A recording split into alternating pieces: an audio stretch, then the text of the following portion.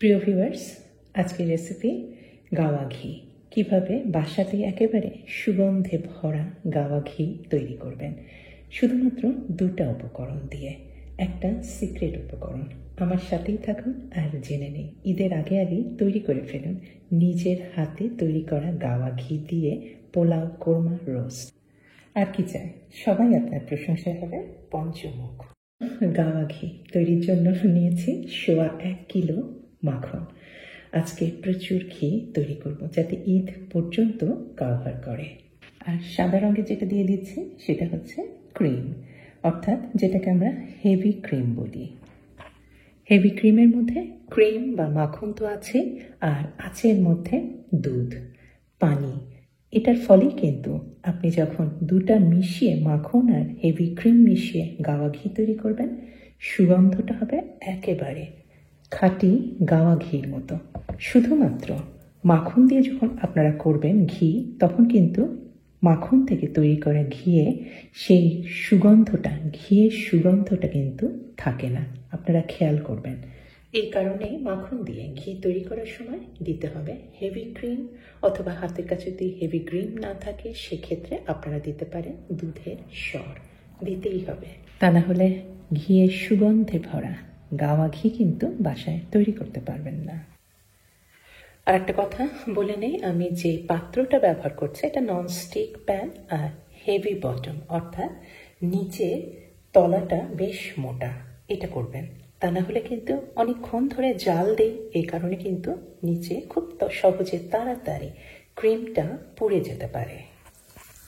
প্রথমে আমি ফোটানো পর্যন্ত হাই হিটেই রেখেছি। ফুটে যখন উঠেছে তখন আমি চুলার আঁচটা কিন্তু মিডিয়াম থেকে লো হিটে রেখে দিয়েছি, কারণ আমার অনেক কাজ আছে, আমি কিন্তু এত নাড়াচাড়া করতে পারবো না।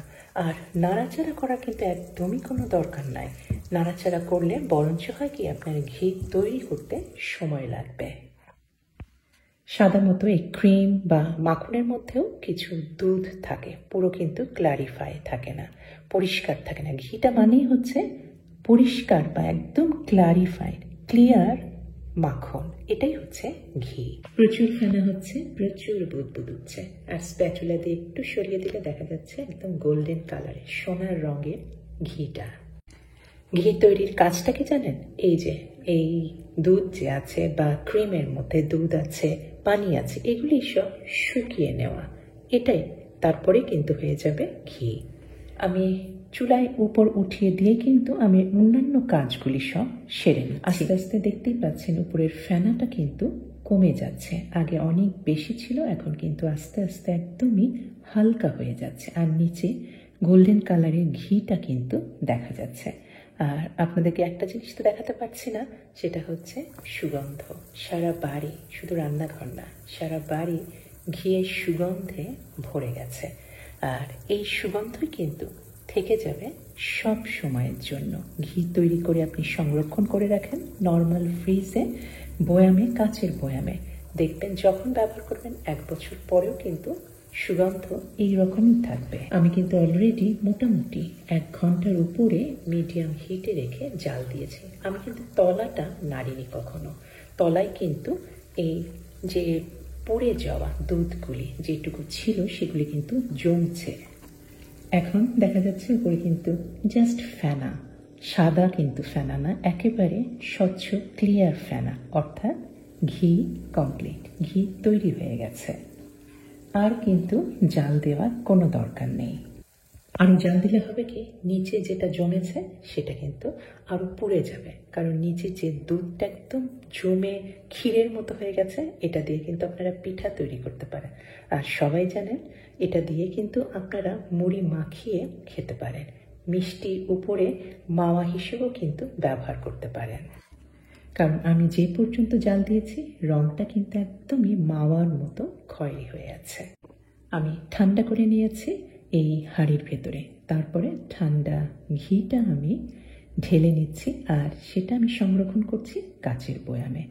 অবশ্যই ঘি তো আমরা সারা বছরের জন্য সংরক্ষণ করতেই পারি, এই কারণে ব্যবহার করবেন কাচের বয়াম। কখনোই প্লাস্টিকের বয়ামে ঘি সংরক্ষণ করবেন না। আর আমি এটা কিন্তু রেখে দেব নর্মাল ফ্রিজে। আর এই তো হয়েছে ক্ষীর, প্রচুর ক্ষীর হয়েছে। আচ্ছা, আমি আপনাদের বলিনি কতটুকু হেভি ক্রিম দিয়েছি। হেভি ক্রিম দিয়েছি আমি এখানে 1 লিটারের মতো, তবে 1 লিটারের কমেও কিন্তু ব্যবহার করতে পারেন। হাফ লিটার বা 1 কাপের মতো দিলেও কিন্তু হবে। মোটামুটি মোদ্দা কথা আপনাকে দিতেই হবে হেভি ক্রিম কিংবা সর।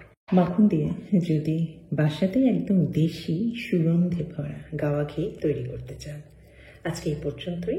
সবাই ভালো থাকবেন। আল্লাহ হাফেজ।